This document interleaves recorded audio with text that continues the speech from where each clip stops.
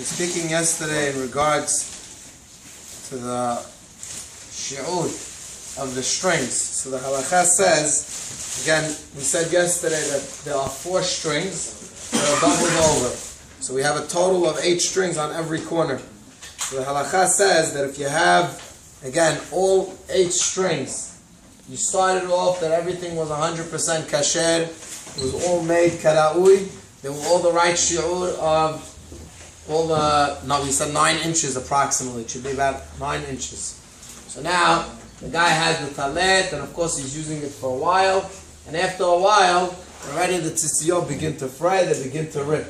So the halakha says, if the shi'ur of what ripped is only a little bit, it didn't rip totally, it ripped only partially, and there's enough for approximately about 4 centimeters left over still on the string, halakha is it's kasher. Your talit is kasher 100%, as long as, again, the strings are long enough to be the shi'ur of kedei aniva, which is approximately about 4 centimeters, then you're good to go. However, if the talet became shorter than that, the tzitziyot were cut to such an extent that there's almost nothing left past the actual, after the knotting, there's nothing left, it totally ripped to the bottom of the actual knot, then in such a case, it makes a difference how many strings rip. So if, according to, again, this is our minhag, this is our custom, if you have all your strings are done properly, which means that 4 strings are on one side and 4 strings on the other side, and they made sure that they didn't mix them up in the middle while they were stringing them. So then in such a case, as long as 4 strings stay 100% whole from one side, then even if the other 4 ripped, you're still kasher, you're still good to go.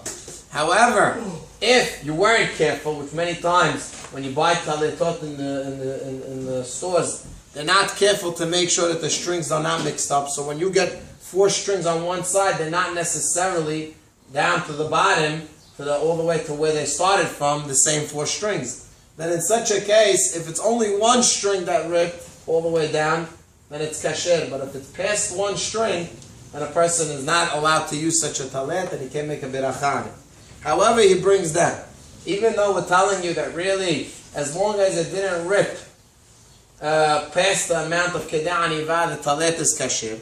He brings down midat hasidut, להחמיר, להחליף הסיסיות, אפילו בנחתך רק חוט אחד מן השמונה, ונשתיין ממנו שיעור כדאי עניבה. Even though we're telling you it's kasher, yes, such a talet, as long as it left 4 centimeters, it is kasher. The talet is 100% kasher, you're allowed to use it. You're allowed to make a beracha on it. However, midat hasidut, you want to know the right thing to be hasid, to be extra careful. The right thing to do is, even in such a case, switch your tzitziyot. It's time to change them.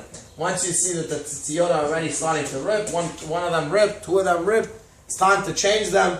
Don't rely on this, again, on this halakha, that you should be able to continue using it again. But let's say you came Shabbat, and you didn't, it's not your talet, it's the shul's talet, and they have one that's ripped.